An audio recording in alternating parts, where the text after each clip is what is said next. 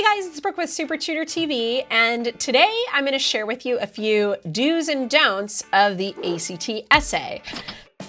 So before we get started, I want to encourage everybody here to subscribe to our YouTube channel. All you have to do is click the subscribe button. It's below the video right now. The other thing that I want to say is for the ACT, we have an awesome video prep series that is on our website, SupertutorTV.com, that you guys should go check out. If you are looking for like the best tutoring humanly possible and want to do it on a budget, it's a super awesome way to be able to kind of customize your own prep and go over the answers to real questions, which is the absolute best way to learn this test. So go to SupertutorTV.com, check that out, and let's get started with this video.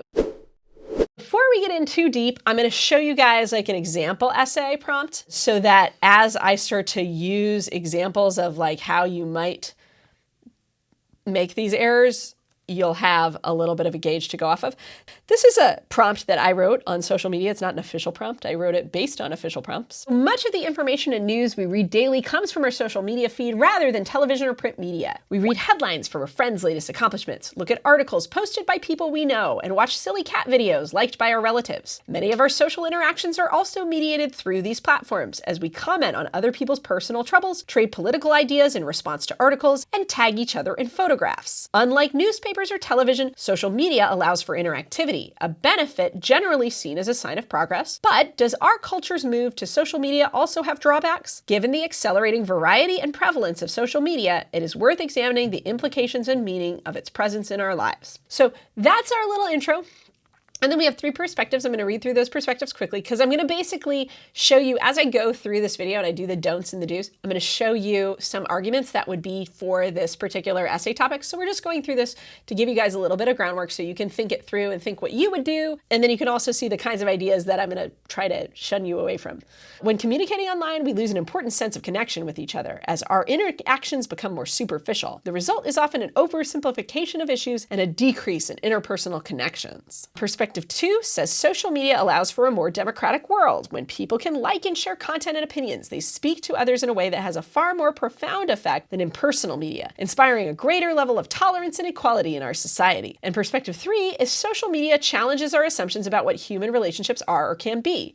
This is good because it pushes humans towards new ways of interacting that deepen our human experience. So let's get started. I'm going to start with the don'ts.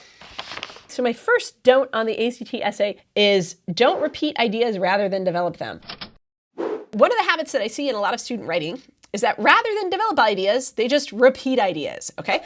One of the worst offenses in this category happens when students basically take an argument and they take the argument straight from one of the perspectives and then they just repeat it over and over again. Now, you do want to restate these perspectives in some ways, but to take it like 100% word for word and just dump it in, it might not be the best way to approach it. You want to put things in your own words. You want to seem somewhat original. To get a 12 and to be completely just dumping the entire wording from the prompt itself is super lazy. So here, what I've done is I literally repeated the first two lines of perspective 1. And then here, you can see how I continue the conversation. Posting on social media leads to fewer friendships. Everything is just on the surface and not as deep as real friendship. It's just posting on the internet.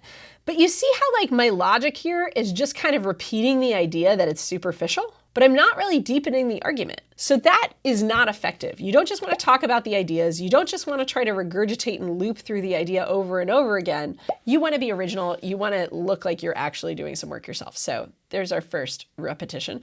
Okay, my next don't is something that I see a lot of times just in structure, is don't agree with everyone.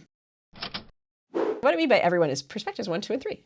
Where this don't kind of comes from is it's kind of the fault of some of these prep books. There are some prep books on the market that think that the best way to approach this thing for your structure, have an introduction, and then in each of your body paragraphs talk about perspectives 1, 2, and 3 in that order, and then have a conclusion. What I find happens when students use this sort of really dummy template is oftentimes they just end up agreeing with all three perspectives and I have no idea what their perspective is. Let's take a look at what agreeing with everybody would look like. Well, it would mean you write one paragraph where you agree with perspective 1. And so with that paragraph, maybe you say something like, social media leads to oversimplification of issues. And then in your second paragraph, you say, it makes our world more democratic.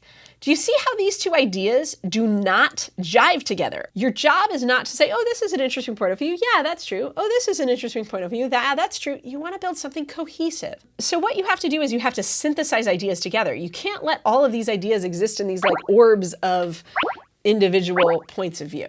You've got to create one point of view and not have 3 points of view. You can't agree with everybody.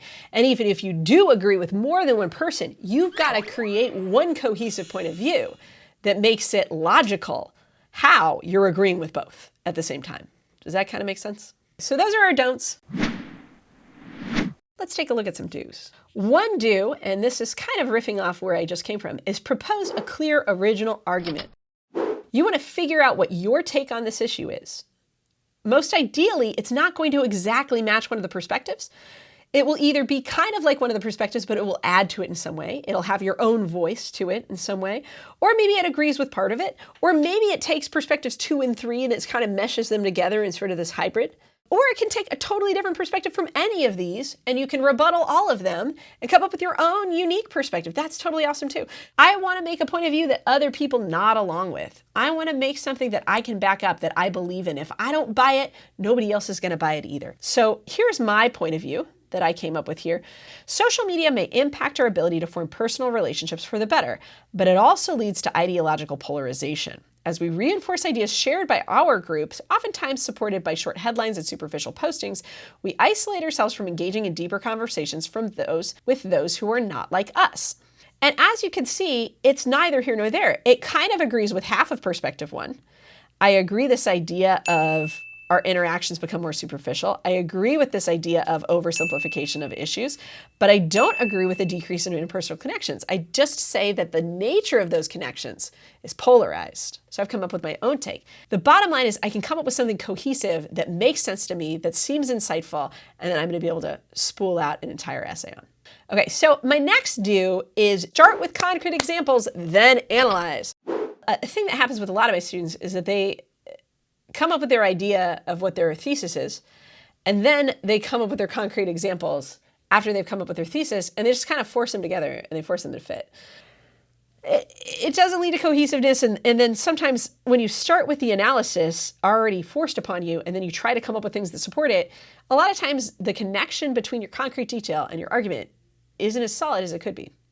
The best way to come up with really convincing arguments is to start by analyzing the actual concrete example in front of you and then coming up with the analysis from the example. Let that be your launch pad, and then they're going to be really tight and connected. If you don't know where to find concrete details or you have trouble coming up with them, usually the prompt up here is going to have some concretes that you can use to kind of get yourself moving.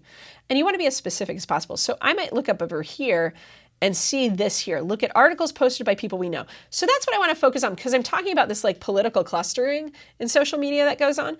And look at articles posted by people we know. I think that actually is a thing that we do. So I'm going to start with that as my starting point. It doesn't mean that that's all I say. I'm going to deepen that by making it more specific. And then I might talk about articles about equality. What that does then, and then I'm going to trace through what's the effect of that. That fosters a concern for equality in me. It makes me think of ways I can help reduce inequality in my own life. How can I be a steward of this? How can I do more of that? And then maybe I'm going to reinforce that equality by posting again about inequality, right? But here's the bottom line. As I'm like going through this process, the bottom line is I start with my concrete detail, right? I start with my specific, then I start to analyze it, then I start to piece it together, then I start to come up with my logic. And what that's going to do is it's going to create more cohesion between your example and the point that they're proving, rather than just sort of band-aids slap things together. You want to make sure that you're being cohesive about it, and starting with the example, starting with concrete detail, and then analyzing it for yourself is usually a better process. This is especially important if you have trouble coming up with a thesis. The best place to go is not to just start thinking of thesis statements. It's actually to go up here to your specifics and let those be a seed that your ideas grow from. So that's about all I'm going to talk about for today. I hope you guys like this video. If so, please give it a thumbs up. If you liked this video too, we have a longer blog post on how to write the ACT essay that I recommend you guys go check out. And again, go check out SupertutorTV.com. We have a free mini prep course on our site that you guys should go check out. All you have to do is sign up. It's totally free. I will see all of you guys next time on SupertutorTV, and good luck on the ACT if you're taking it soon.